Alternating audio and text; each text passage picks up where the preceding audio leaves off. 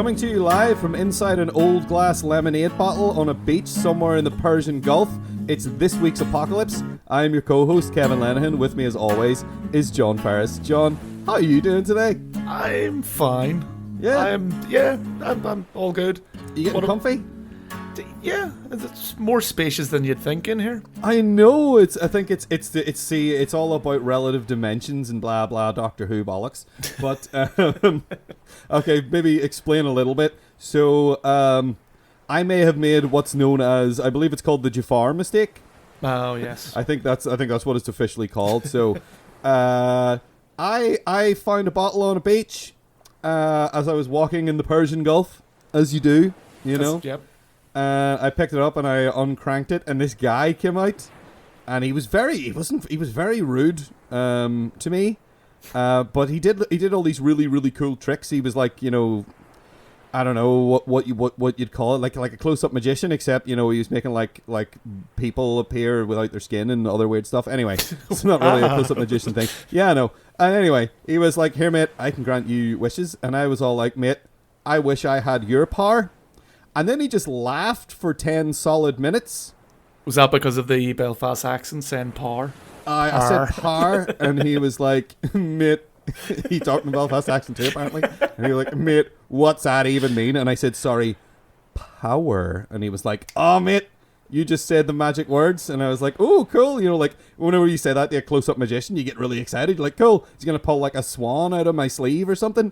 But no, now I am one of them. And I guess one of them being what some people call a genie, but he said Djinn, and it sounded really sinister when he said it as he was laughing, and then he disappeared, and I was in this bottle, and, you know, before he went away, he was like, "Mate, you got another wish?" And I was like, "Well, I wish I wasn't alone in here." So Great. now I'm sorry, John, that I've visited this upon you. Yeah. Oh well. I wasn't up to much anyway. Yeah, I guess I should have. What I was really thinking was, like, you know, I really should have paid more attention when I was watching Aladdin, and I didn't. No. And I don't really remember it. But, John, I'm going to grant you 3 wishes. Okay? Well, I mean, I kind of wish we could come up with a way to get out of this situation. Your wish is my command. Ooh. Oh, my. And I'm granting it in a terribly ironic way. Ooh. Yeah, so what we're going to do is we're going to watch 3 films. Ha! Some of those films might not be good. Irony! That's not really ironic, but it's the best I can do. I just started at this. Yeah. I don't really know what I'm doing. There's a bit of a grace period with a new job. I know. You got to, like, break any of it. It's like, I feel like in a profession like this, saying, "It's my first day," doesn't really do you very well, you know. That's starting off on a bad foot. But anyway, now I've magicked this up an extremely widescreen TV. Some might say too widescreen. It's 21:4, which is just like looking through an extremely broad letterbox. And I've got these 3 films here in potentia.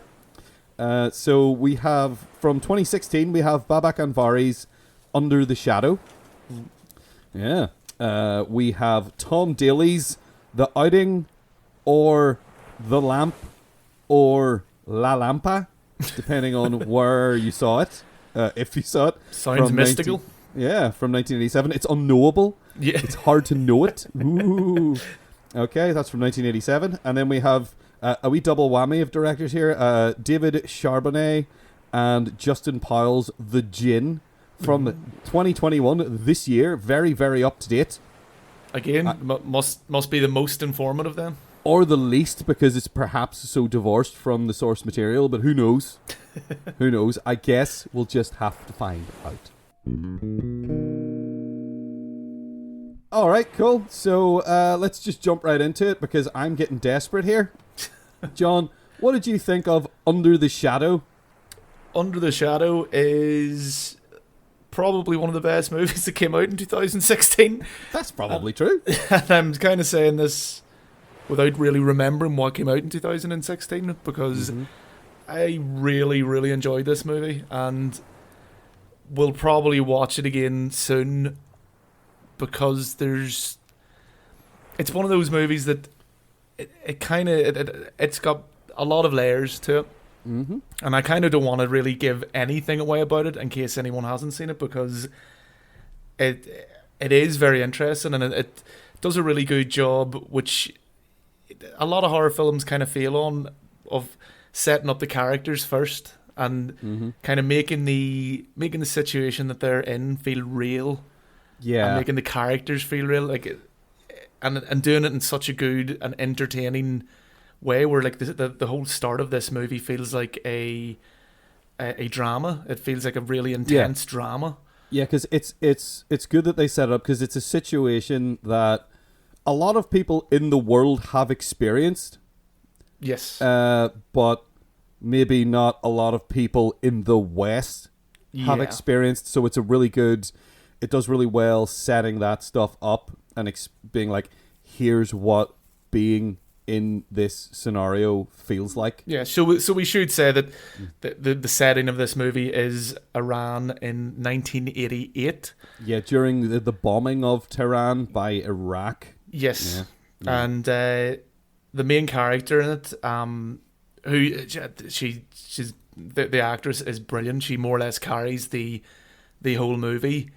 And I don't mean that in a bad way, like, that the rest is bad, or it needs carried. Yeah. It's just her performance is that strong, that she is carrying it, and the whole idea is that she carries it. But she plays a woman who clearly was involved, was quite politically active when she was in university. She was studying to be a doctor. This is how we're introduced to her, and she's looking to go back to her studies and finish them, but she's not allowed because she was seen as politically active.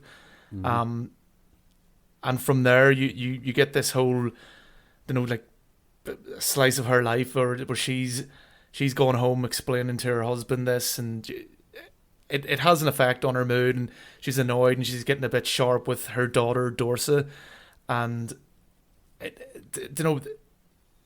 the best thing is, like, all the character motivations are clear, they're all present, and it all makes sense. Like, there's times where she's playing with Dorsa, and she's being a great mother, and there's outside influences, or the fact that the husband gets drafted,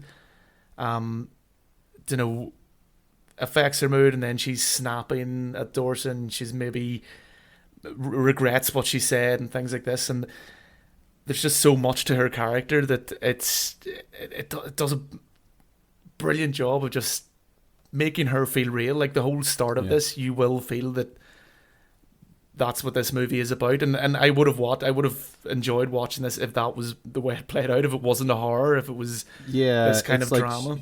She's incredibly sympathetic. Yes. Her problems are not... People seem to want to make her think her problems are of her own making, but they most certainly are not. Definitely of her own making. No. The society in which she has now found herself, because this is after what they call the cultural revolution of Iran, which is something that whenever we were both born in like 1984, and we've grown up in a world where Iran is like this. Yeah. But it's shocking when you look at, like, footage from Iran before this happened and what kind of a place it actually was. It was very, very, very, very different. It was not this sort of religious theocracy. It was not this oppressive culture nearly the way it is now. In fact, there's a very good film that I would recommend called, is it Persepolis? Which is an animated film. Oh, yes, yeah. Yeah, it's based on an autobiographical graphic novel. Yeah. By a woman. I was going to say a girl, or she was a girl in the context of the story. She's quite young, but obviously written as an adult, about that happening. And I remember being really surprised at what Iran was like before this happened. Yeah. And how it was like the 70s and things were going that way. There was a cultural revolution happening with women's rights and things like that. And then that all got just slammed down. Yeah. And this is like after that's happened and the dust is settling, as it were, after that. And she thinks to herself, right, well, her mother has recently died, and her mother was a doctor, and her mother was really proud that she was going to medical school. So she wants to go back to medical school, and it's just kind of heartbreaking when she tries, and you just feel this crushing inevitability from all these men who are just telling her, sorry, but no, this is never going to happen. And she goes home to her husband, who's like somewhat sympathetic about it, but still feels like it's not happening to him. So he's just going to carry on with what he's got going on. There's also a level of, though, with him, I could understand his motivations as well, where this is kind of, for him anyway, come out of the blue. Her mother died, and then suddenly she thinks she should go back to study and be a doctor to make her mum proud. It almost feels to him that, this isn't so much for her. This is like kind of posthumously to make her mother proud. Yeah. Which is fair enough. He's just kind of like confused why she did, because as you said, like he is in some ways supportive. And he has his own shit to deal with as well. Yes, he very much does. In fact, he's one of the very few males in this that treats her like a real person. The landlord guy is a bit of a dick, and not even to her face. He takes the husband aside to say, "Oh, tell your wife to close this gate properly." And the husband's like, "How do you know? The hell do you know it was my wife?"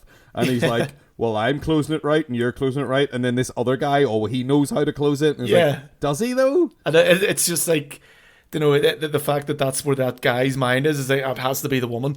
It has to be the one woman in the building who drives. Yes, yeah. He even makes a point of saying she's the only woman who drives, and it's like, that's hateful. Like, yeah, it's horrible. And I mean, there's even like,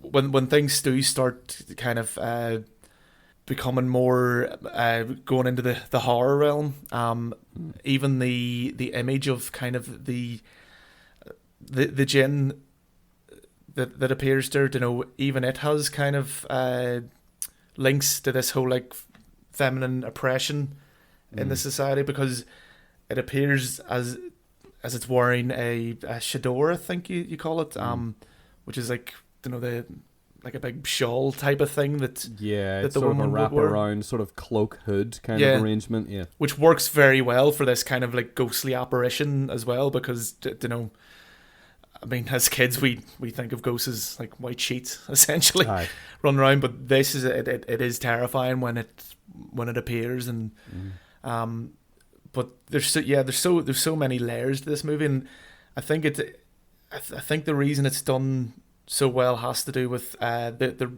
director also wrote it, and I watched an interview with him, and he was saying, he would have been around Dorse's age when this movie was set. So because it's 89, is this set in, or 88, 89? Yeah, I can't really.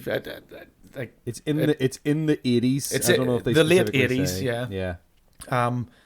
So this is coming from experience, and you get the impression, or I got the impression from watching this interview, that the mother in Under the Shadow is heavily based on strong female members of his family. He mentions his mother and his aunt in particular, and I mean, even the fact that just what we were saying, we've kind of grown up with Iran being like this. We just automatically think that's the way it is. They couldn't shoot this film on location. They couldn't shoot it in Iran because the main character would have had to have had her head covered the whole time, even though she's in her own house in the fiction. So they had to shoot it in Jordan so that they could make it more believable and more realistic. That, like, being in the presence of men seems to be like the issue. Yes. Which is like, I don't want to get into some kind of politically charged discussion here, but there is something deeply wrong with that kind of attitude, and I feel like that's maybe part of the point of the film. I feel like is that that is sort of what this film is about. Like it does seem without kind of again, it could have made so many wrong steps as well. It feels like it does have a message, but it's not preachy with it. It feels like there's a lot going on as far as like socio-political commentary, but it doesn't beat you over the head with it. You can sit and watch this movie as a straight up horror. You don't have to read any deeper, and it still works. There are terrifying moments. Even like the situation in which they find themselves of being regularly bombed. Yes. Is this horror thing that is separate from the societal pressures that she is subject to, and in fact I love that's the way there's an image that you see of this film when you Google it, I guess, that is sort of like how the Djinn arrives, and it is this amazing. If I want to get into the technical, I love how it looks when they show you it, of the unexploded missile that has come through the roof of the apartment above is just so frightening. When you see that alone is horrifying. And she there's a huge crash, everyone's panicking, running down to the secret bunker, down the safety bunker underneath the flats or whatever, and then some woman's like, no, you're a doctor, come up and help my father, he's like had a heart attack. And she's like, well, I'm not a doctor, but I guess I'm the closest thing you've got, and I feel like I have to go. And she goes up, and he's lying on the floor, and there's just this huge missile sticking in through the roof and into the floor. And you hear that, you think that sounds really goofy, and then you see it, and you're like, that's absolutely terrifying. Yeah. And then it becomes this sort of like, again, things like this really happened. Oh yeah. To people. Literally like a bomb falling into someone's living room and not going off and just sitting there. Really? Kind of reminds me of there's The Devil's Backbone by Guillermo del Toro. Another brilliant movie. Yeah, which is centered around a supernatural force that is sort of attached to this unexploded bomb. Yeah. So it's got that sort of like this thing is this sinister object, and the way they talk about it, because they talk about Djinns as if they're people of the air, people who travel in the air, and this missile came from above, from the air. When they talk about the air, sometimes it can be openly interpreted, because it's like they travel on the wind. They travel on the wind, yes. So because a lot of Djinn stuff is, it comes from the Quran and other like religious texts and folk tales, in the same way that like you get stories about like angels and demons that come from the Bible, but then you get other sort of folk tales centered around creatures like that sort of spread out. So then you have this other sort of folklore attached to them. They kind of seem to be like almost in between like angels and demons, in a sense that they're not specifically bad and they're not specifically good. They're again, like what we've mentioned before in past podcasts, the pukas of like you don't really know what you're getting as far as if one of them appears. Yeah, they're otherworldly and difficult for us to understand, I think is the real thing there. Yeah. Of like their motivations, you can never understand what they want. Yeah. Until it's too late. Or, that's assuming that it's bad, like so yeah, that's the sort of the mode by which it enters her life, I guess, is it comes down with this bomb. Yeah. And it's sort of like the symbolism is rife with the whole thing of like living in a war-torn country and living under oppression, and then this physical object smashing through the roof, forcing its way into their lives, and people not knowing what to do. And it's just, I think this film does a great job with that kind of thing, with like visual metaphors are all over the place in this film, and they're really well executed. And even if you don't notice them, there's probably a bunch of them I didn't notice. Yeah. But even if you don't notice them, you're still sitting there watching it going, this is a really good, scary movie as well. Yeah. On top of that, it can be enjoyed on all these different levels. Yeah, and it's really well shot as well. There's actually... when you watch it, you can tell the editing starts getting a bit more choppy. Once the kind of horror elements start to become more in the forefront, Even the way it's shot starts to change. There's a lot more of the kind of like not overly shaky cam, but the camera's not as steady as it was in the beginning. Mm-hmm. So it kind of sways sometimes, Yeah. like it's about to fall over, or like it's sort of whenever it's following her around, it feels like it's almost gonna fall. Yeah. It feels really unstable, much like it's kind of like the building.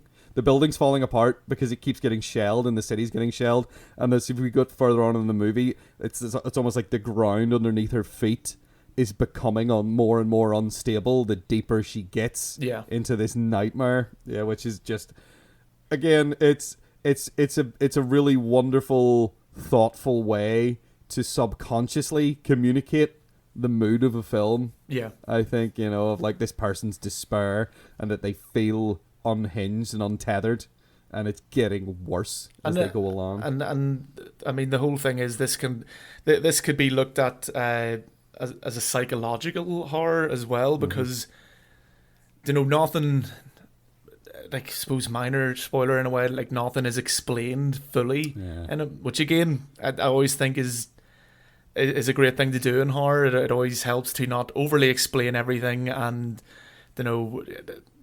almost ruin the horror element in your movie. But in this, it could all be in her head. She doesn't believe the stuff to begin with. She's going through a horrendously traumatic time, and because of things that their quite imaginative daughter has said to her earlier in the film, that's why this might manifest as this Djinn to her. And you can take it that way, or you could just take it as, no, this is actually happening, and this is this is an evil spirit in her house. So again, just reiterating what we're saying, there's so many ways to, like, I can't really think of anyone I couldn't suggest this movie to, because I think someone will get something out of it. Yeah. I think it's very enjoyable, but it has, as we said, so many different layers. The performances are all excellent. The daughter is wonderfully written and wonderfully acted, because it feels like a child, and you feel protective of her, which I think we've both stated in different podcasts. Is like we've both had our wee rants at like child actors, but it's mainly because they've been done wrong, and you just get annoyed with them, or you just they're not real children. They're tiny adults, or they're just these annoyances. But it's not so much the child actors; it's the way adults sometimes write children. Is so inaccurate and crazy, and like when we were talking about Dante's Peak and Linda Hamilton's daughter, basically like she was a cigarette and a cup of coffee away from being a middle-aged friggin' spinster. They grow up quick. Sit right. They do, apparently so, in Hollywood, I guess. Maybe they do. But like Dorse is so innocent, and I mean, this whole drama of she did not wanting to leave their apartment to begin with, because the mother-in-law and father-in-law, like she clearly doesn't get on with them. You get a sense that it's out of stubbornness to begin with, but she eventually gets over it. But then the reason she won't leave is because Dorse's doll is missing. And if we're going with the fiction, then the Djinn has stolen it. If not, then there is this. It is just the mother wanting to do right with her daughter. She knows that's her like most prized possession, and she doesn't want to leave without it, even though a bomb could drop on them at any point. And did already. Which is crazy. So she's like, there are multiple ways you can take it, because there's another woman who lives in the building who fully believes the Djinns are real, and talks to her as if they're real. And you get the feeling like she is having an influence on her in a way where you get to the point where she is like, yes, I want to get this doll back for my daughter, but maybe in the back of her head, she's also got this niggling thought of, if a Djinn has it, it will come for her no matter how far we go. As long as, like I say, the woman tells her that if a Djinn has a possession of yours, it can always find you. And you feel like she sort of believes that, like her logical mind is dismissing it, but she's also kind of got this thing where maybe she really actually does also sort of believe it, or is a bit worried that it's true. Well, I mean, it's like that whole thing. You know, we come from a very superstitious country in a way. Yes, you know, we do.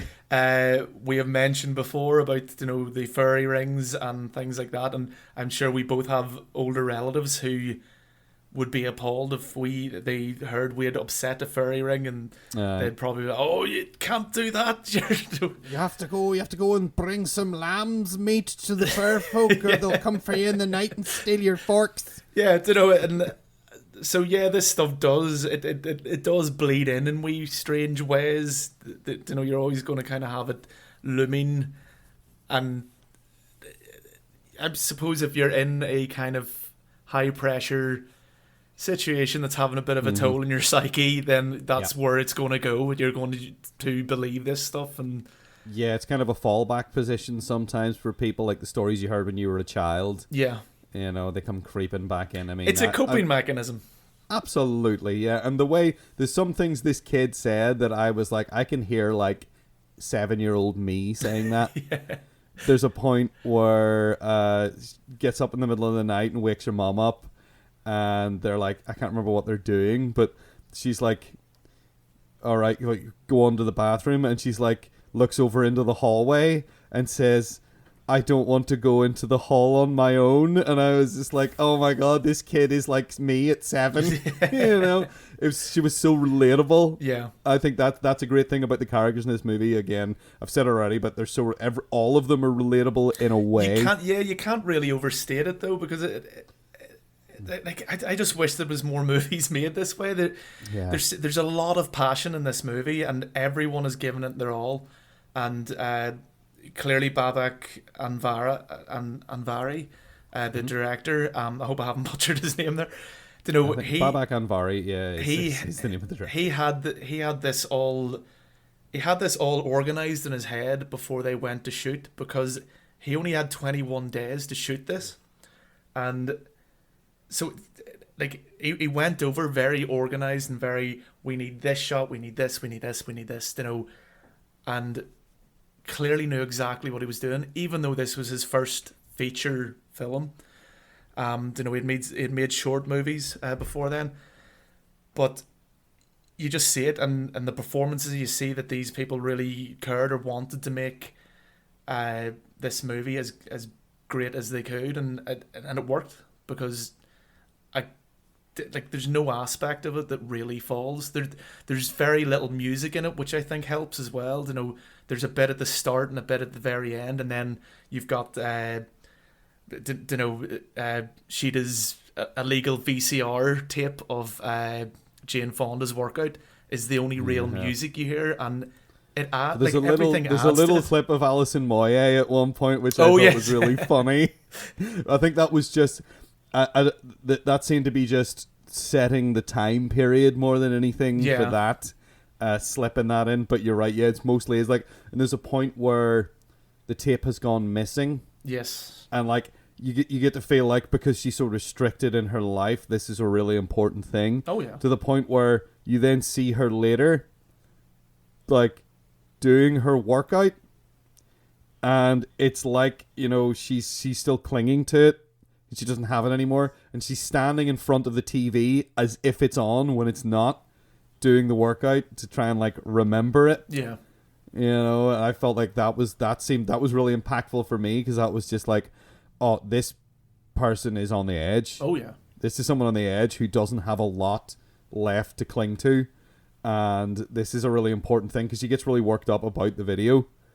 And her daughter, but she doesn't go crazy or anything like you'd imagine in a Hollywood movie. She'd go off the rails and scream and shout. No, and she doesn't really do that. She still remains reasonable. Yeah, there's like, because at one point there's a phone call, like she's playing with Dorsa at one point, and I think this is actually earlier than that.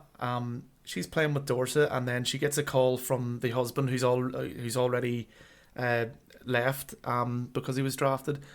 And after the phone call, during the phone call, and it's a very intense phone call, the kids constantly trying to get her attention, and she snaps at Dorset, and like just what you're saying there, like it's not overly dramatic. It's not this like, you know, she doesn't go completely bonkers and like, but she does snap at Dorset and things like that, but completely relatable and completely kind of justified in a way, you know.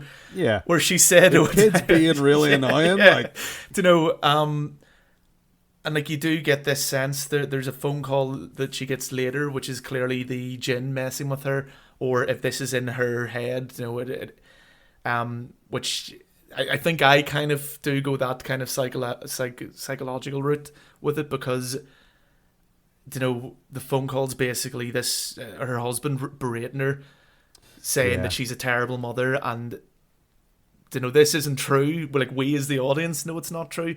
She's doing everything she can to protect her, but this is her own insecurities coming out, and it's heartbreaking to see this character who at this point, and I mean, I think we've both stated, you know, you do care about going through all this. Like you do want the best for these characters.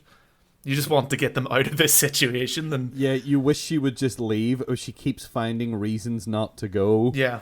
And they're also, again, as I say, very relatable reasons not to go, very understandable reasons not to go, given the context of what's happening. Yeah. Now, I wouldn't say it's a bit of a stretch, but it is kind of, there is a point where you might argue, you know what, screw that, she should have just picked up and went. Yeah. Especially when it gets to the point where there's bombing starts, and then they retreat down to the bunker, and that's the point, I think, where you acutely realize everyone else has left. When they go down to the bunker and they're the only ones cowering in the bunker now, and you're like, oh, literally everyone else in the building has actually gone. Yeah. And there is no one else left who lives here. Yeah. That's a point where you're just like, oh, right, see, at this point, I mean, I guess that's sort of a certain arrogance of, oh, well, I would have left at this point. I would have been like, nah. But at the same time, she does still find kind of relatable reasons to stay. And like, I don't want to go yet, but we're going. And like, she does pack and stuff, but then they don't leave. Like, she's always intending to go, but there's just like this worry about the daughter. And like, okay, we're going to find your doll. And then at the point where she's like, now she really thinks, oh, there is a Djinn. It's like, well, I can't go now until I get this back. Yeah. You know, and then it's like, I really wish we could go. And then, yeah, it's just, again, believable. Yeah. Believable motivations and attitudes, and just great characters just really, really, really help as well. Where, like, I believe this person would act this way because of how they've been set up and how they've been written. And how much they care about, she really cares about her daughter's happiness, I guess, and doesn't like freaking her out. And the daughter is very upset a few times in this movie, and it is kind of heartbreaking when the daughter gets upset. Like, why did you leave me? There's a point where she thinks the daughter isn't the daughter, and she runs back up to the flat where she thinks she's left the daughter behind. Yeah. And then whenever she goes back down, the kid's like, why did you leave me here? And you're like, oh no, this looks really bad for you, doesn't it? And like, I think, well, for me anyway, I think one of the best things about that is kind of you catch on before she does that what she's doing is wrong. You're kind of, oh no, you've got this very, very wrong. Turn back now. And you're watching this whole tragedy. Yeah, even when she's on her way back up the stairs, you're like, oh wait, hold on. Yeah. Oh wait, hold on. No. Turn around and go back. Yeah. And I mean, I think that's, you know, the last thing I really have to say about this movie. Or, well, maybe not. Like, there's a lot you can't say. Is like, it really does earn a lot. Well, it's only maybe got like 2 kind of jump scares in it. It does, and it earns them, and they're not absolutely. They're not that intrusive. Like, I had seen this movie before a few years ago, and it still scared the bejesus out of me. I let out an actual yell at one point from the first jump scare in this movie. Actually made me shout. When I was alone in my living room, I screamed. Yeah, because it scared the bejesus out of me, and I wasn't annoyed by it. No, which I sometimes am by jump scares, especially mainly if they're unearned and lazy. Yeah. Whereas this, I was just like, no, that was great. You got me. Well done. is how I felt. Yeah. After that, you got me, well done, and now I'm in that adrenaline state where now what's happening is like, oh no, oh no, oh no, and it works so well. Yeah. It works so well. I think as well, it bears mentioning, like, they do use a little bit of like CG here and there in this movie. As far as I could tell, it was CG anyway. Yeah. It looked like it was CG, but it didn't, and they use it sparingly. It doesn't necessarily look amazing, but it's grand. Yeah. It didn't take me out of the moment. It's not the best CG you'll ever see, but again, this is a fairly low budget movie. Mm-hmm. You know, and it looks good enough, as you say. It doesn't take you out of the movie, and a lot of it is, you know, how would you do it practically? You know, it'd be very difficult to do. Yeah, especially if you've only got if you got 21 days and no money. Yeah, I think that's the main thing. Yeah, 21 days and no money, and even not knowing that, having watched it, you're just like, that's grand, that's fine. Yeah, it was not aggressively bad. I think whenever this movie is tense, it's brilliant. Whenever it is out and out trying to frighten me, it's great. Whenever it's emotionally gut punching me, it's emotionally gut punching me. Yeah. Like, it really hit me hard quite a few times. I genuinely felt for Shade, I think is the name of the main character. I don't think we've actually said her name yet. I did a few times, yeah. Okay, but she's great. She's a great character. I've huge amount of sympathy for her throughout the entire runtime from start to finish. There was no point where I said, you wouldn't do that, or that's really stupid. There was no point where I was honestly able to say that. Yeah. I thought this film was masterful.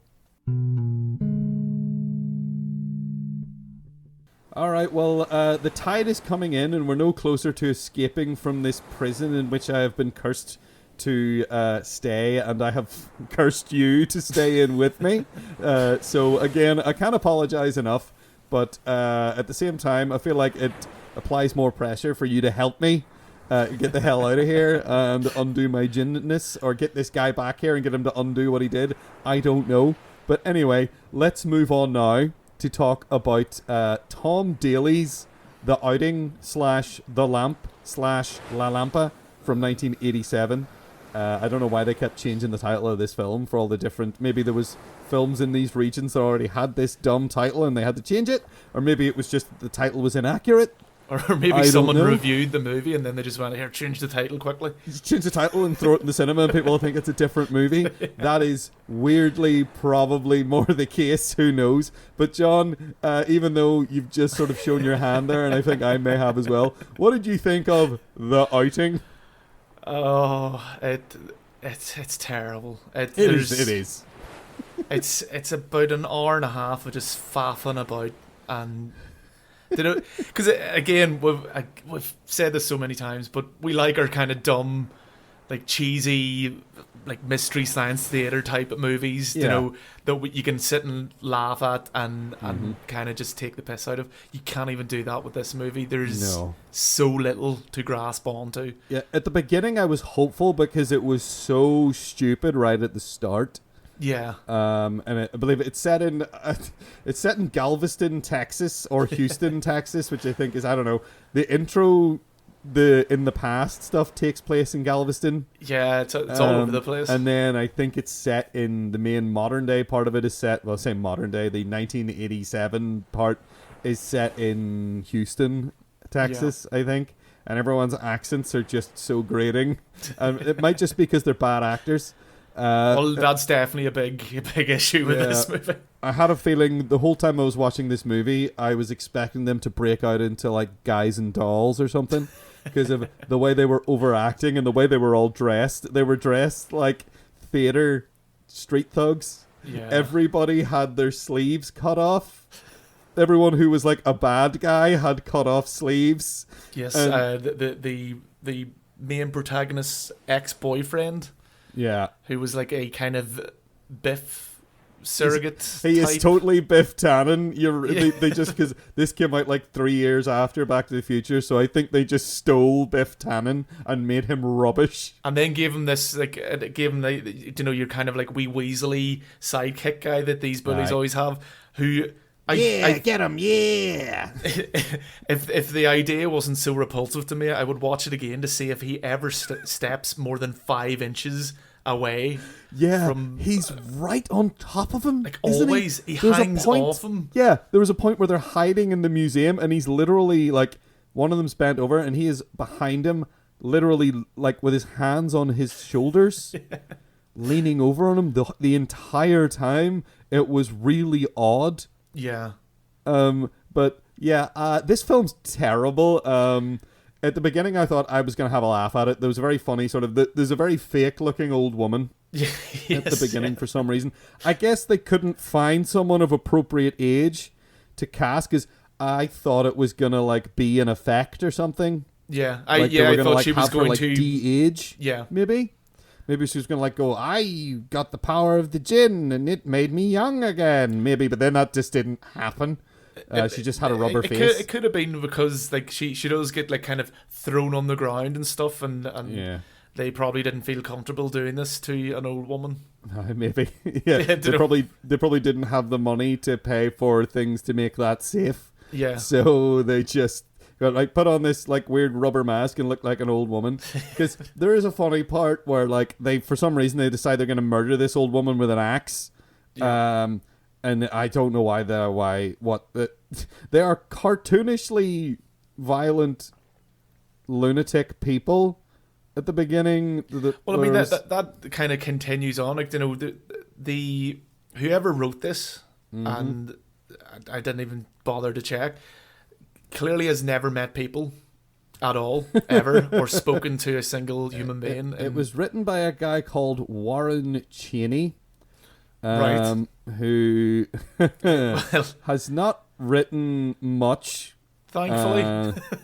Yeah, he's only credited with like 6 things, and none of them have I ever really heard of. Probably 6 too many. Indeed. And they all look like around the same caliber. Yeah. As this. So yeah, that's who wrote it. That's who's to blame. John. I mean, yeah, and the director Tom Daley, because I mean, during this scene where they're beating up the old woman, they constantly repeat the same line. They do. Like all of them will have like one line that they just say over and over and over and over again, like a catchphrase that they have. I guess, and it's so badly done. Badly shot. The sound is terrible in it. A lot of it's overdubbed. I could barely understand what people were saying most of the time. Yeah, exactly. I had to rewind it back a couple of times to be like, what did he say?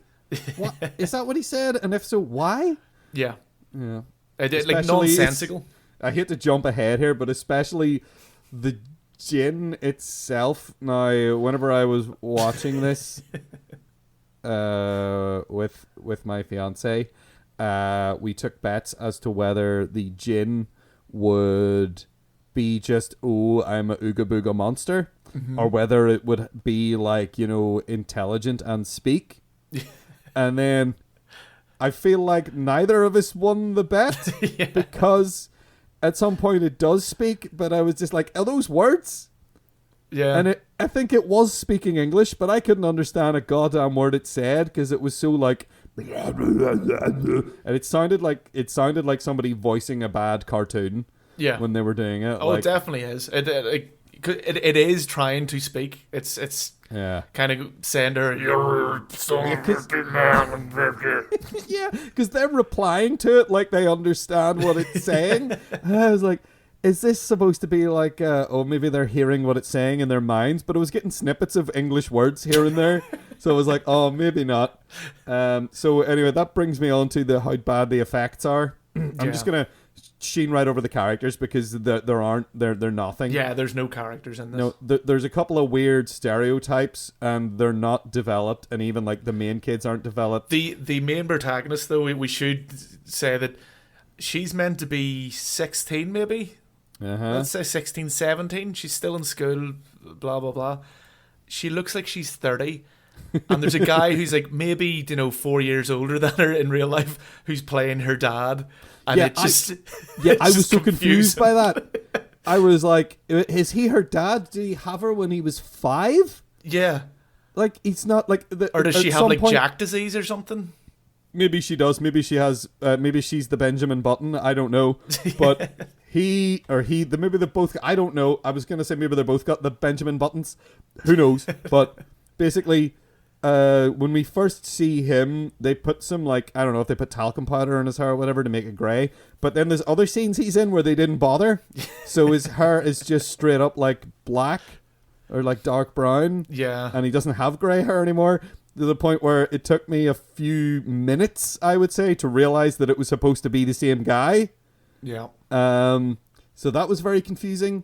There's a lot of like, this movie feels like they had some like special effect things that they already had. Yeah. And they had to find a way to use stuff they already had lying about. They definitely had a pair of legs that they just had lying about. That was like the only real prop that they had for, like, I'd say, if I want to use the term gore, I guess, because they have someone's legs, someone get chopped off at the waist at one point, which you see from underwater, and it looks terrible, and the legs just come off. And then they have someone off camera get snapped in two, which seems to consist of us just seeing him lying on the ground on top of these legs, which I assume are the same pair of legs that we saw earlier that the other guy got. Oh, they're cut bound off. to be like that. Yeah, so they get a lot of use out of this pair of legs, and then they have just this weird mummy that was probably from something else that they have animate for like 5 seconds to bite someone's fingers off. Yeah. And then there's no more of that. And they may have made the Djinn specifically for this. I don't know. It looks very bad. Yeah. I'll say that. It looks bad. They try to cover it up with a lot of like dry ice sort of fog, and it's terrible. It does not work. And then they have a really... I mean, the film is bad, and it doesn't earn anything that it has. No. And then they have a rape scene. Yeah. In the middle of it. Really shoehorned in and for no real reason.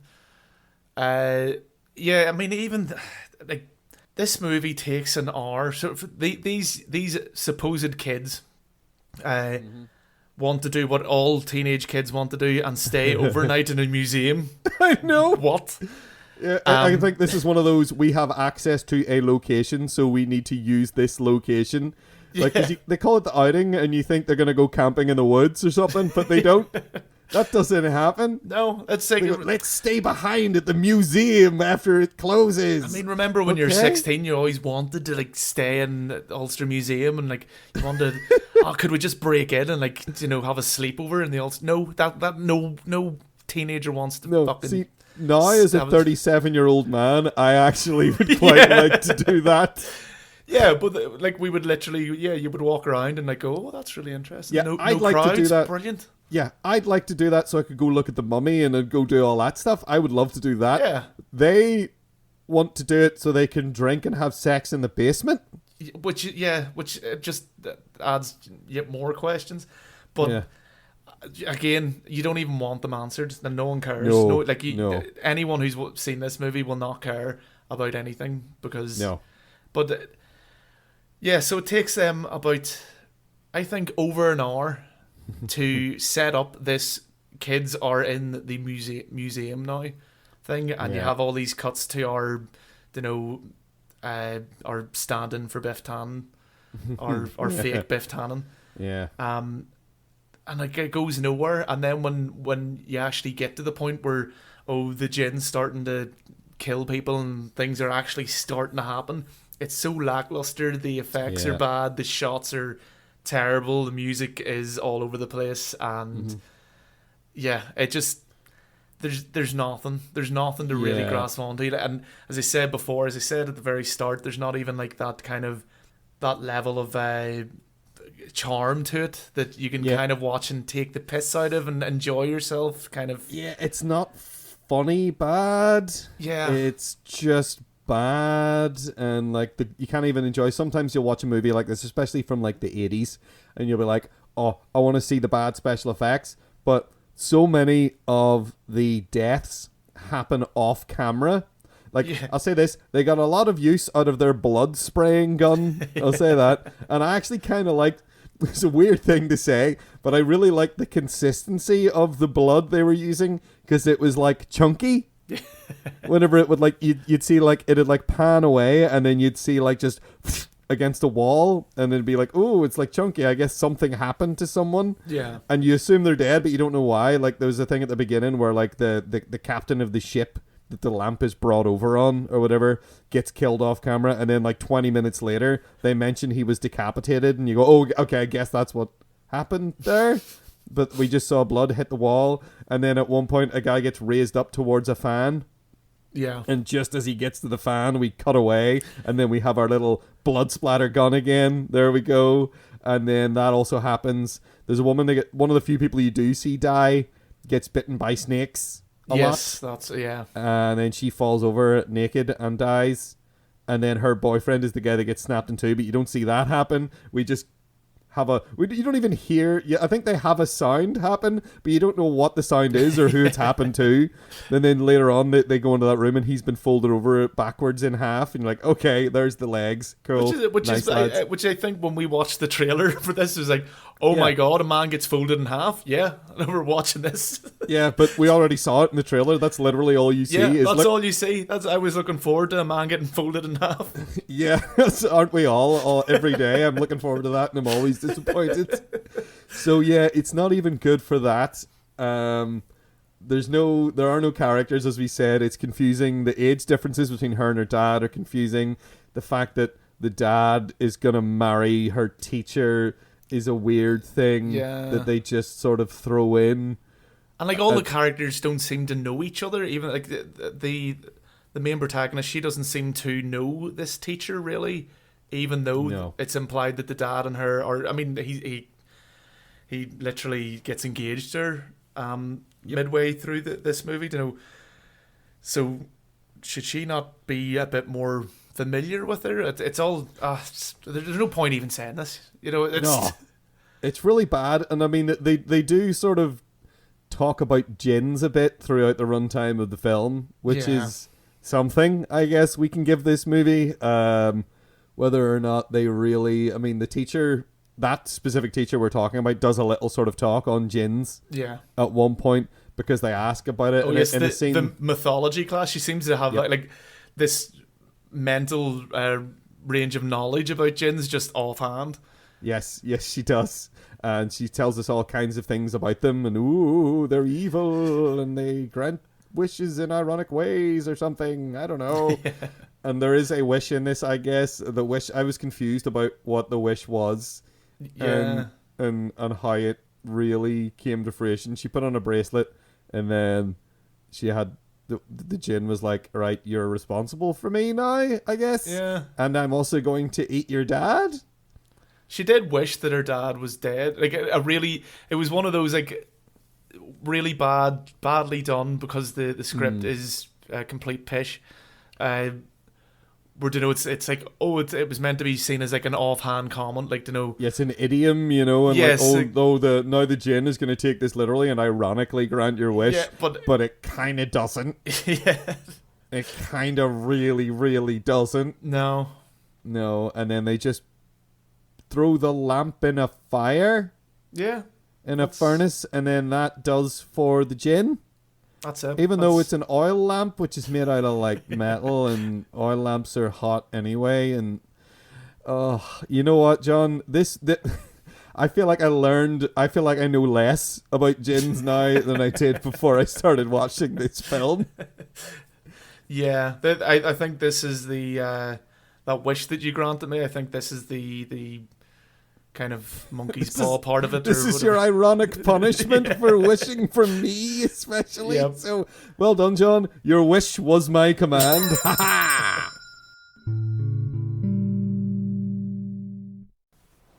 Okay, well, water is sloshing up around the edges here, and we're in danger of being taken away into the sea. So, let's get all on quickly and see if we can figure a way out of here using the knowledge that we have gained from David Charbonier and Justin Powell's The Djinn from 2021. This year, in fact, the year of our recording, and possibly like this, maybe not this week, but quite recent release, anywho, on the old VODs there. Yeah. So, John, what did you think of The Djinn? I was quite disappointed with the Djinn. Unfortunately, like the okay, it's not terrible. It's definitely not La Lampa, No. the outing or whatever you want to call it. It's definitely not that level. You know, it's competently shot and things like that. Not too sure why it was set in the 80s. I don't think that had any bearing on it at all.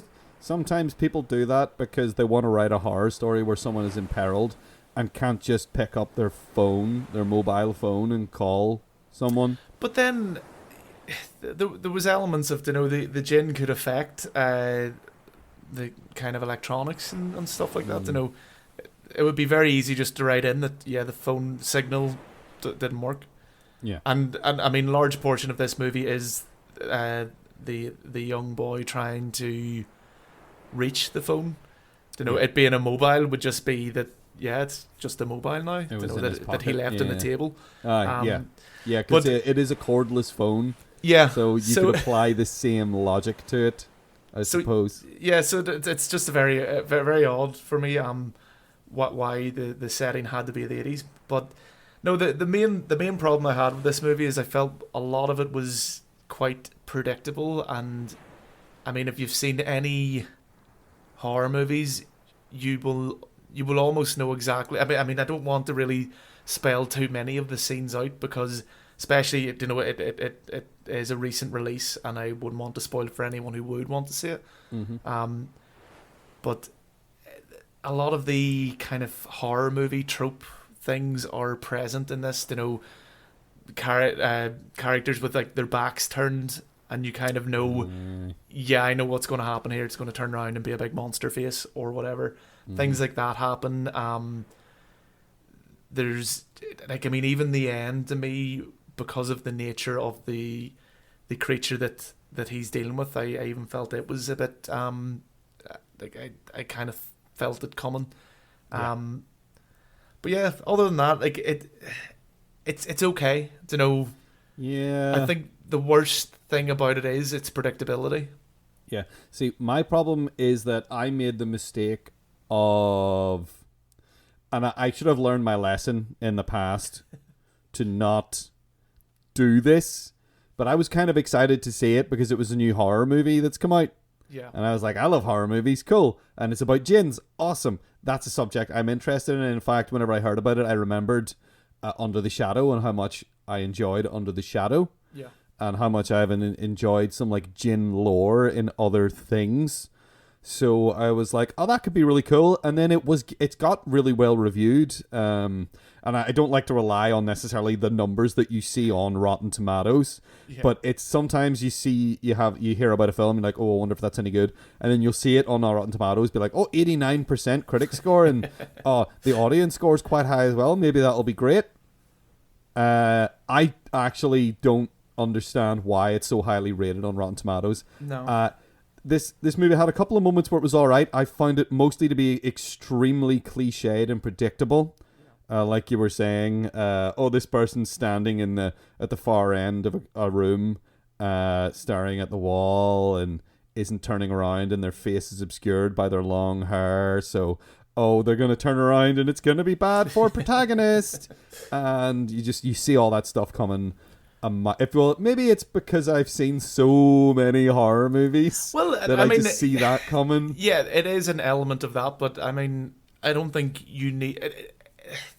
so many of it is horror tropes. I don't even think you need to have seen that many. Yeah. I mean, the fact that there's so many... And like the kid's a pretty good actor in this as well. You know, like he's mainly... You know, he's kind of carrying it in a way. He's the only character for... most of the screen time, but they keep having him. It's more the direction that he's getting. They keep having him do the slow turn thing, which is bad enough when it's an adult that does it, but kids do not do slow turn to potentially frightening thing. You know, a kid will probably even run and not look. I mean, I would run and not look and just go and hide under the bed and then look when I think I've some level of safety, but And there's also a bit of a problem with the way this kid is kind of shown, that they don't know if he's like this kind of innocent, shy, like vulnerable kid, or if he is this kind of resourceful. Like, yes, you can kind of be both in a sense. Like, he could have grown to change or whatever. But it's kind of strange. Like at one point, his dad's like reading him this bedtime story. He seems too old for that, really. Mm-hmm. And then a couple of scenes later, he's kind of poison, or he's knocking this Djinn out with the cover of the toilet cistern. That's right, yeah, the lid of the fucking toilet cistern.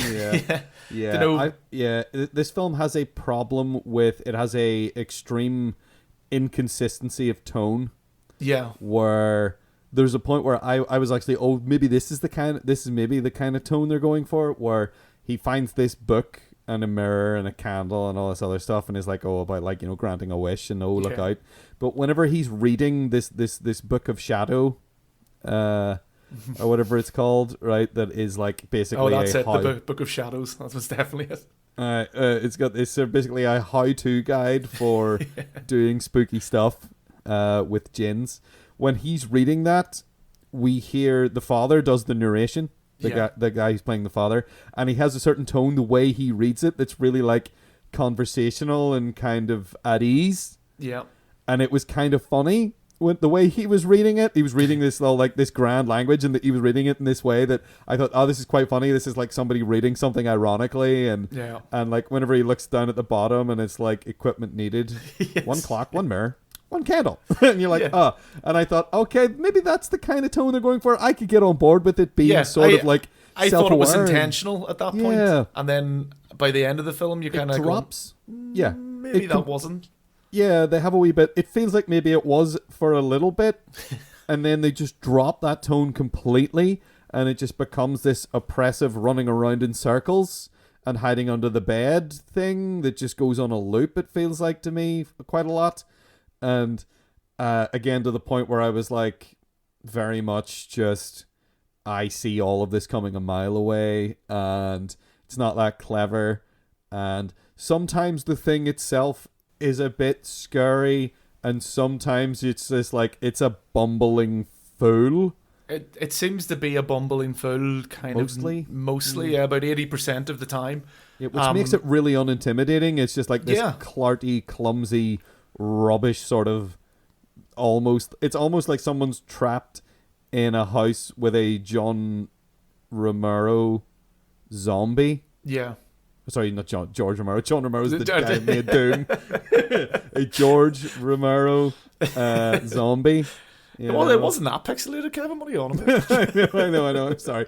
I feel really bad for doing that now. I feel like I've dishonored two great minds in two cultures that I really appreciate. Anyway, anywho, it almost seems like sometimes it's like, it seems like it's intelligent, and sometimes it seems like most of the time it seems like it's an idiot zombie stomping about the place. And I think the setting doesn't help that as well, because it's like a small 2-bedroom apartment, which is obviously done intentionally, so it feels more claustrophobic and blah blah blah. But it just means that that this Djinn is taking the guise of adult humans, and there's a rule they come up with where it can appear to be anyone who is dead. Yeah. So it looks like people who've died. So it just like goes, I'm going to look like this guy who's in this newspaper that got run over. Yes. And then I'm going to look like this guy who used to live in this flat that there's a portrait of. Yeah. And it just seems like, I don't know, they just had it changed for the crack. Yeah, because it doesn't seem to go anywhere. And it takes the guise of 3 different people. And I was like, okay, is this obviously the 3 wish thing? Is this going to play into it or something? It doesn't really. Nope. And I don't know. It just, a lot of it just falls flat. As you say, like the Djinn actually comes across as a bit of a bumbling idiot. And yeah, it's really unintimidating. It's outsmarted by a child. Yeah, which can be fun, but they don't actually do it in a fun way. It's not like, I don't like Home Alone. I'm not a Home Alone apologist or whatever. I don't know if there's a term for that. I think Home Alone, I kind of think Home Alone's rubbish, except for like Daniel Stern and Joe Pesci are all right in it. Yeah. But that movie as a whole, I kind of dislike. But it has a consistency of tone about it. Yeah, it has a consistency of tone, and it does well enough that you can believably be like, okay, these guys are bumbling idiots, and this kid is clever. Yeah. So, whereas they don't really establish this kid in that way, and he doesn't really do very much to like sort of like, it's hard. It's not. I was gonna say it's hard to get behind this kid. I mean, I'm not against him in any way, but it's kind of like I don't know. It's just I didn't really care about him. Yeah. You know, they didn't make me care about his character. I feel like they did a sort of a cliched sort of like, oh, you're going to feel sorry for this kid because here's a backstory. Yeah. And I was like, okay, but you have to build on that a little bit. And they do a bit, they have like one throwaway line where like he blames him. He's like asking if it's his fault that this happened. Yeah. But then apart from that, no, that's it. It's like they don't really develop that. And I was like, okay, fair enough. And then you're just kind of in a mode of, okay, right, well, hopefully the monster is good. And it's not that good. It's kind of boring.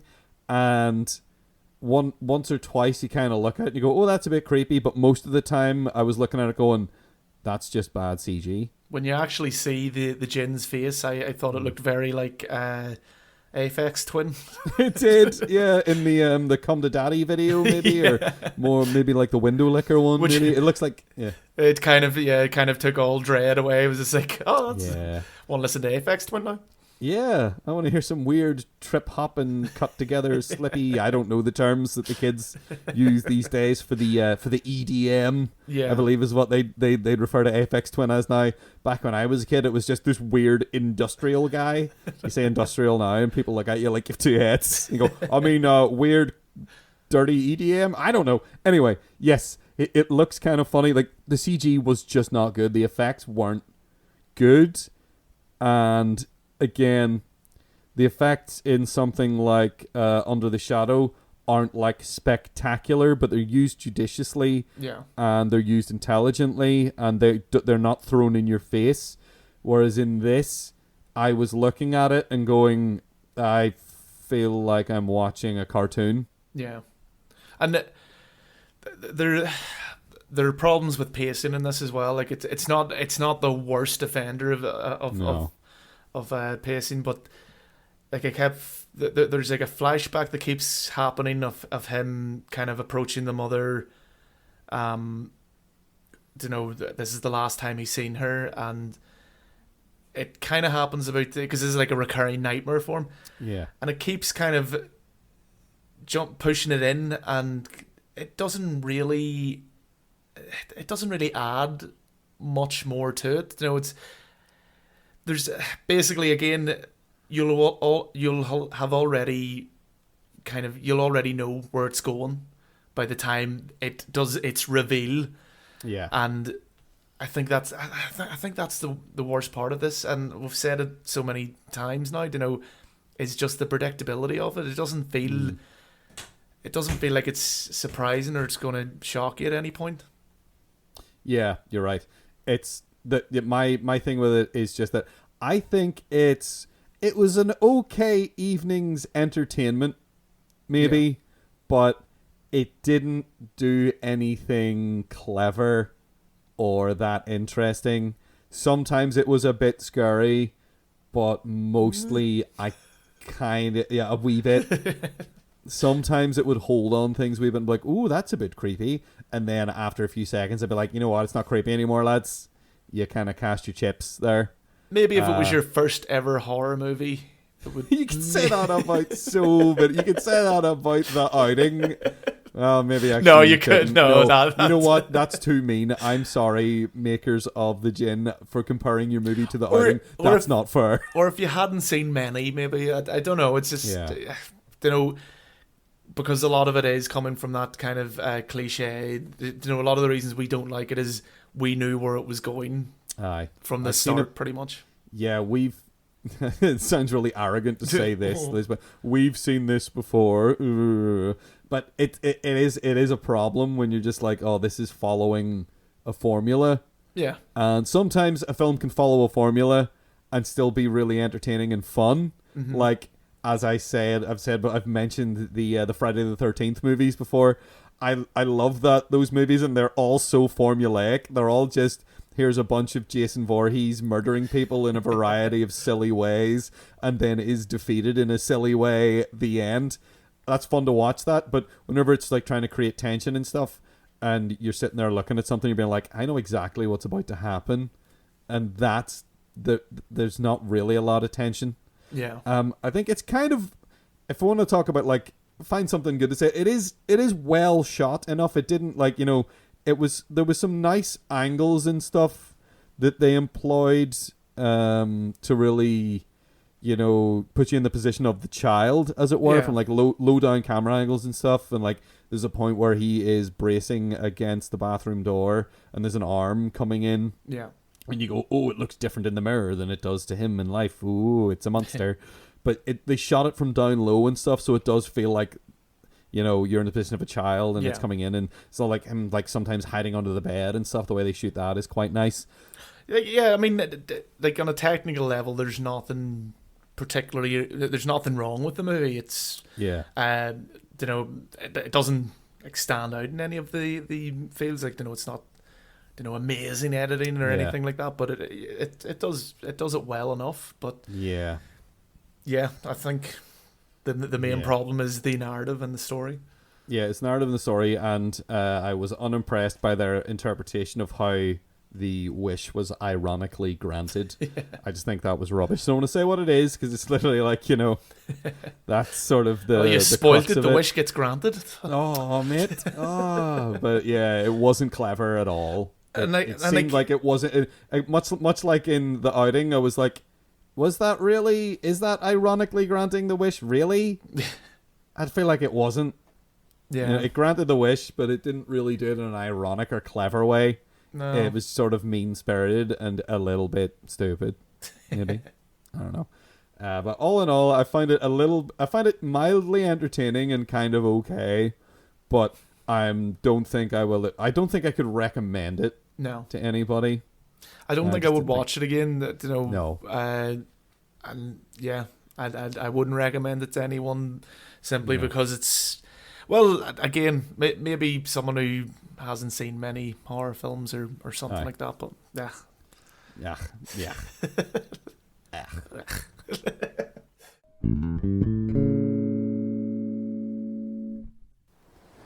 Okay, well, the tide has fully come in, and we're now sort of floating. I can still sort of see the land in the distance, but we are now in this glass bottle adrift on the ocean.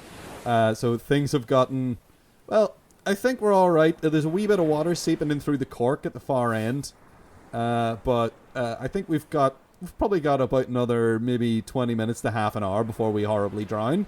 So if I can drown, I don't know. Being a Djinn, I can be hurt in the mortal realm, I think. I'm not sure whether this counts. If the Book of Shadows is to be believed. Indeed, apparently. Yes, indeed.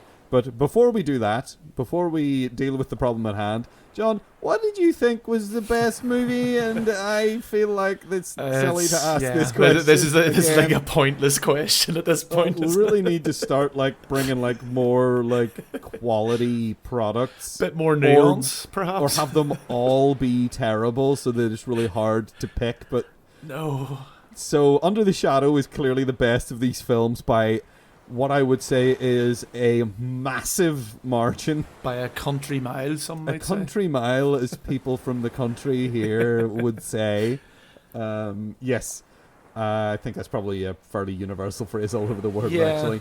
But yeah, Under the Shadow, I think Under the Shadow has so much to say and says it in a way that is entertaining and tense and does not mince its words, in a metaphorical sense, I guess, with the points it's trying to make.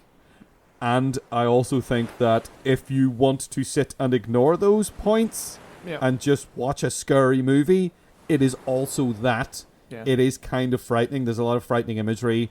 As you were saying before, it earns its jump scares when it does them. Yeah. There's not a whole lot of them. There's It's not.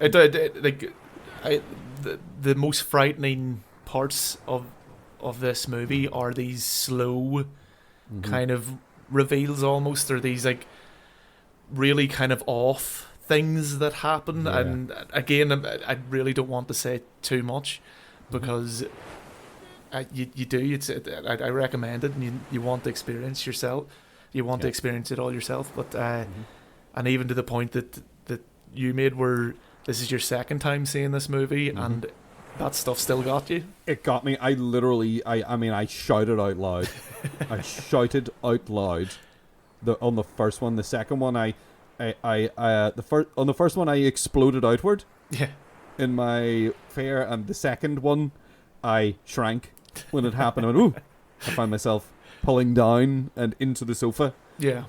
So it's incredibly effective with that stuff, and it's not annoying. That's the best thing I can say. Whenever a movie does a jump scare, the best thing is for me to not be annoyed by it, because I am so often annoyed by jump scares. Now, you said earlier this is probably the best movie that came out in 2016. Oh, no. No, you're probably right about that. How do we look? Well, I said one of them, or did I? I can't remember. I should stop saying things that get recorded. It's okay. It's too late. But how do we look to see what else came out in 2016 that did well? Now, there's a couple of horror movies that I thought were actually all right, but aren't nearly on the level that this film is on. I mean, one of the main problems I have with a lot of horror movies, especially like modern ones, is they are just not that scary. Yeah, so speaking of horror movies that came out in 2016, we had Bad Moms Christmas and Sausage Party. That came out. Oh, that's fantastically well written, well edited, just beautiful sort of commentary on socioeconomic factors. And no, it was an absolute train wreck. It's an awful film, and it's unforgivable, in fact, in a lot of ways. I think it's a disgrace, you might say. I know this is weird that we're suddenly talking about Sausage Party, but I was presented with it, and I was just like, John, if that's your competition for 2016, you could film a dog sitting on a rug doing nothing for 90 minutes, and it would be a better movie than Sausage Party. Yeah. In fact, that would actually sounds like I like the serene sound and of nice. that. I like the sound of that dog movie. Where did you get that? From the power of my mind and the wish. I will, if you wish for it, I will make it real. I'm not wasting my wishes. Oh, mate, you're wasting them all the time. I'm secretly granting all kinds of things you're saying without telling you. So, right, two bad movies. Now, there was a good movie. A movie I kind of liked called Lights Out. Came out that year. Okay. It was one of those movies that's a really great concept, but it hangs around too long and over-explains itself. But I actually quite liked it. And then there was an extremely ridiculous film that came out that year that I didn't see until relatively recently, because I didn't like the sound of it and the reviews of it, maybe not want to see it, but then I finally watched it. Don't Breathe. Did you see Don't Breathe at all? I think I did. Is that when It's they really break into stupid. the old man's house? They break into a blind man's house. Yes, yeah. And I remember thinking, that sounds awful, and then I watched it and I was like, I am so entertained by this film. It was thoroughly entertaining, and I realised I'm just talking about these movies because I can't be bothered talking about The Outing, John. No, it's rubbish. I think The Outing's rubbish and doesn't deserve... Trash fire. Yeah, it barely told us anything about Djinns. It tells us a little bit, but it was unpleasant to watch. It was way too long. As you mentioned, though, it kind of seemed like misinformation to know that that a lamp will burn in a fire, and it's not a particularly like noteworthy fire. It's not like it's a heating furnace for the building, I think. It's not like this is a magic fire that is hotter than the sun. No, indeed, yeah. So that's not good. As far as the Djinn goes, I mean, we just got done talking about it. I think it's not great. It's kind of okay. It's fine. It is fine. I mean, we might have been a bit too harsh on it, but yeah, I think the fact that I watched Under the Shadow, and then I watched the Djinn was bad for the Djinn because Under the Shadow was so effective. Yeah. so powerfully effective with everything it did, and the Djinn was just sort of I guess I mean, I like a nice sort of schlocky horror movie, you know, and it's conceptually I do like I like horror movies about people being trapped in a confined space and having to deal with something. Yeah. Which which Under the Shadow kind of is, because she is trapped, but she is trapped because she is a woman. Yeah. You know, her trapped is more sort of like, I can't go outside on my own because I'll be arrested by the culture police. One of the most harrowing parts of that movie is actually when she runs out of the building with her daughter, but she doesn't have her head scarf on, and gets arrested. And that's one of those great scenes that I like to think of as a fear conversion. Yeah. Where you're afraid of one thing, and then as that one scene progresses, suddenly it's like, oh no, now there's a different thing to be afraid of. Yeah. A very real thing. And it just adds this hopelessness to her situation, where she lives in this repressive society, oppressive and repressive. Yes. So she can't even escape that way. No matter where she goes, like, she's kind of trapped. Yeah, the fact that she's like implicitly persecuted for even driving a car, for being who she is, for just essentially being a woman, she is going to be oppressed. She's not locked in her flat, but she is by society locked in her flat in a way. Yeah. You know, she doesn't feel like she can go outside and do whatever she wants. She can't get away on her own. She goes outside running from this terrifying thing. And like, in another movie, if this was an American movie, say, and that woman ran out of that house and she was holding her daughter, and the police roll up, you'd be like, oh great, there's someone else. Whereas in this, when the police roll up, suddenly you're more afraid for her. You get this sinking sort of, you suddenly remember. Mm-hmm. And you feel this, oh no, like you were afraid for her running away from this thing, and now, mere seconds later, your fear turns a complete 180, and suddenly you were afraid of what was behind her, and now you're afraid of what's just pulled up in front of her, which is these people with guns who are ostensibly the police, being like, what are you doing out? And that is just this huge sort of downer, crushing moment that really just hammers home to you the message of the film and what the film is really about. Yeah.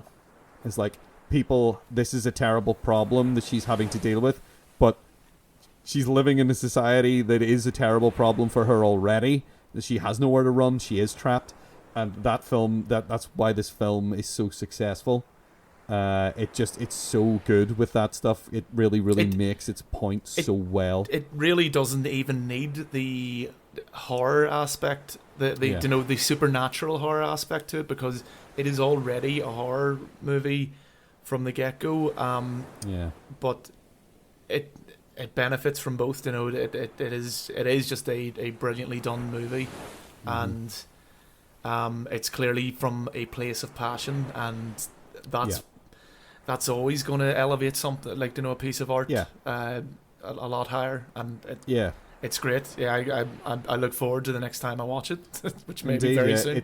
It's saying something important, and it's saying it in a way that is entertaining, which makes it so much more impactful as well. It makes it really stick with you when you go, oh, this is terrible. But then you also you remember the film so much better, because you're like, that film was brilliant, and also it made me think a lot about real horrors in the world, what actual horror is, outside of ghosts and monsters. There are very real monsters. And I mean, like, a lot of the best horror, a lot of the best horror movies have something more to say about society. They're used to give a message and to explore these things, using something as ridiculous. I mean, even we've mentioned before, Buffy the Vampire Slayer and things like that, and you can break. There's books about that show that breaks down, like, the deeper meanings behind each episode and each season, even, and they're interesting, and some people might kind of turn their nose up at it or look down on it, but it is in there, and you know, if you're interested, you can get really lost in this stuff. Yeah. I mean, there was a film I saw, an Australian movie that was all about. It was basically about dementia. Yes, it was called an Australian movie called Relic. Not The Relic, of course. There's a really bad horror movie about a monster in a museum, actually, called The Relic. Now, this movie, Relic... Tom Sizemore's in that, isn't he? Yes, he is. Oh, my God. John, that was an honest-to-God pull from the ether right there, wasn't it? Yep. All the memories came flooding back to me there. Yeah, it's a fun... I remember it being kind of fun, but also really bad and stupid. But anyway, it's not that movie. Okay? Right. Let's stop. It's called Relic.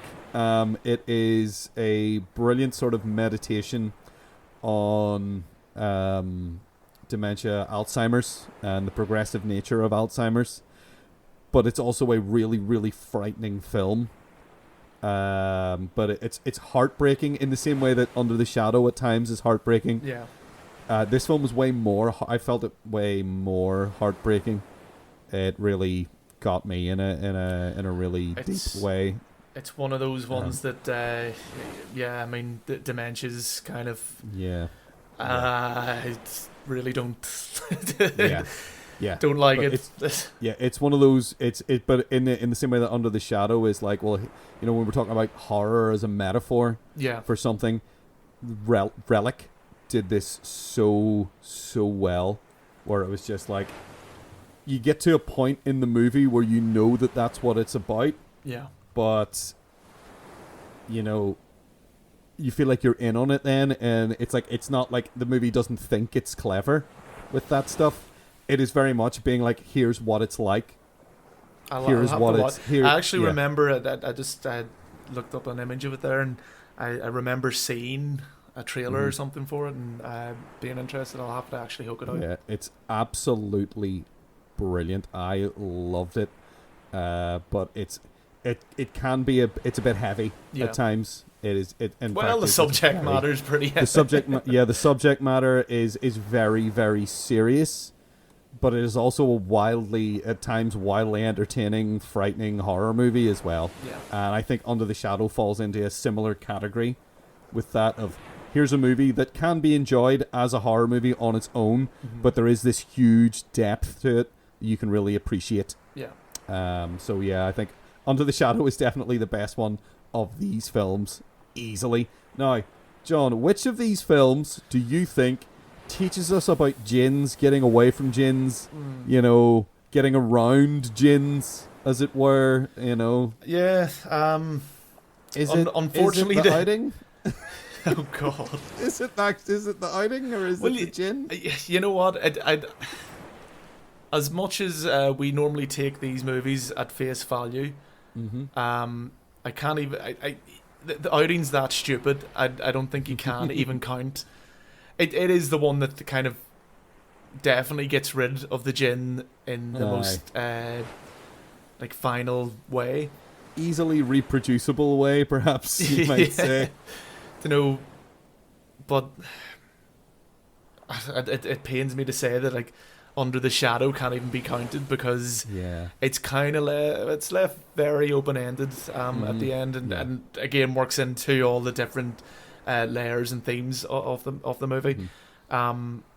So I think I would have to go for the Djinn. Yeah, it's very open with its like, here's a book that tells you how it works. Yeah. Here is the mechanical list of things. You don't really get rid of the Djinn so much as you kind of have to. It's almost like, you know, our old friend the leprechauns. You know, you have to kind of outsmart them in a way. You have to be thinking a wee bit like Darby O'Gill. Yeah, exactly. Yeah, you gotta be kind of clever with your wishes. Yeah, in a way. Yeah, that's a good point. So, John, what are you gonna wish for then? Ooh. I guess. But you got to come up with the untwistable wish. And to be honest, I'm kind of on your side here. Yeah. So I'm not really going to be twisting your wisheries too bad, I hope. Now, What if you just wished that what if I, just wished that... No wishing for more wishes. Oh, no. That's where you're going with this. I don't know why I know that. And maybe it's my Djinn sense, but I just know that's not cool. The voice of Robin Williams just came to you there. Indeed. Aw, and I yes. and no wishing for dead people to be alive. I don't like doing it. Yeah, because it's just unpleasant. Yes. Yeah, it's a bit of a Pet Cemetery catch someone. If you just wished that all Djinns were free, I don't know. Is that a good idea? Well, or what if I wish that Djinns don't exist? Oh my god! Well, you just said it, and damn. Okay. Oh. Well, I guess that's all I have time for then. So you can maybe contact us on our Twitter. It is at 7dayapocalypse. That is at numeral 7dayapocalypse. Or you can contact me in our emails, I guess. And that's filmcast at thisweeksapocalypse.com. That is filmcast at thisweeksapocalypse.com. And I guess I better find like a magic ring or some shit to get Kevin back. So on that note, bye, I guess.